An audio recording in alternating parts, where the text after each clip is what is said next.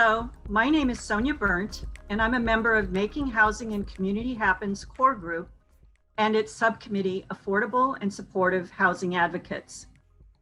At its annual celebration and fundraiser, Making Housing and Community Happen honors certain individuals who have been champions of affordable and supportive housing in our city. This year, we're very pleased to present an award to Councilmember John Kennedy for his past and continued extraordinary efforts to make sure everyone in our city has access to decent, affordable, and safe housing. He joins me here in this video recording along with his district liaison, Susanna Porras. Councilmember Kennedy was born and raised in Pasadena and has devoted his life to public service. In 2013, he was elected to the Pasadena City Council and has represented District 3 to the present.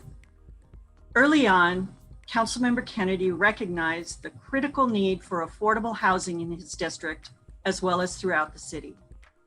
He championed the Heritage Square North project in his district, which now provides 69 high-quality apartments for very low-income seniors in Northwest Pasadena.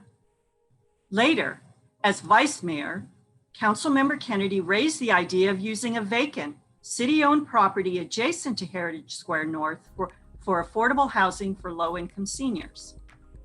He persevered and eventually persuaded the City Council to approve it.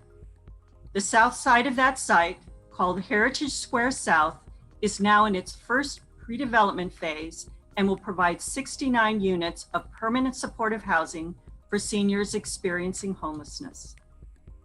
Councilmember Kennedy has continued to show his enthusiastic support for affordable housing in our city by voting to raise the inclusionary percentage for new residential market rate housing developments in Pasadena from 15% to 20% for very low, and middle income renters, and supported a significant increase in the in-lieu fee for developers opting to pay a fee rather than provide the affordable units.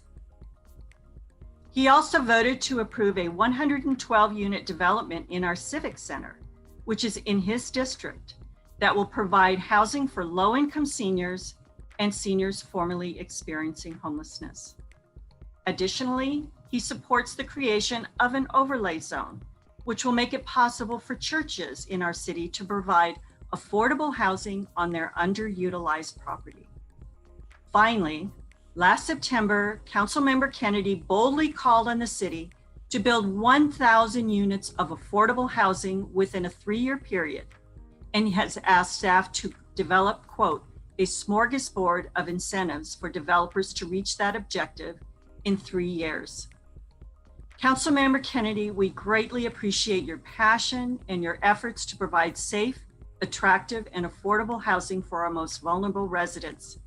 Please accept this award for Making Housing and Community Happen as a token of our deep appreciation. Here is the certificate, and now we will have a few words from Councilmember Kennedy.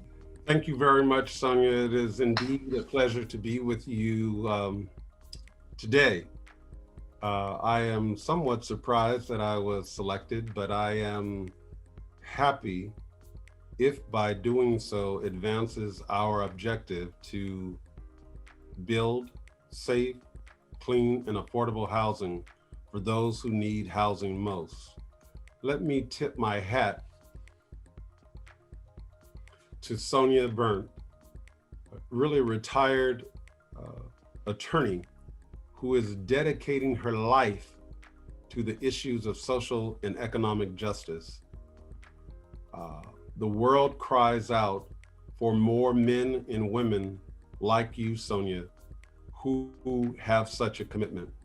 And then Anthony Manousos and Jill Shook, really helping those who need housing the most under difficult circumstances, being persistent, not accepting no, looking for the long game, not just the short game.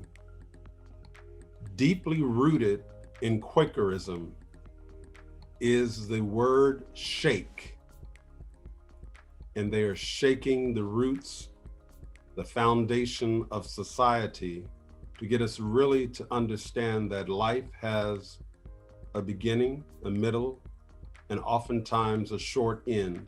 And we need to make sure that children, young people, particularly seniors, and those who are economically impacted have a safe, clean, and affordable place to live. So by your providing this award to me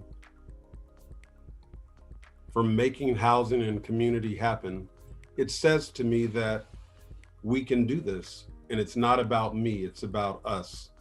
So yes, I want to see the City Council adopt more than just a policy directive of building 1,000 units of housing for the extremely low income, very low income, and low income. These three categories are the most difficult housing to produce. But if the city partners with developers to produce this housing, we as a community can get it done.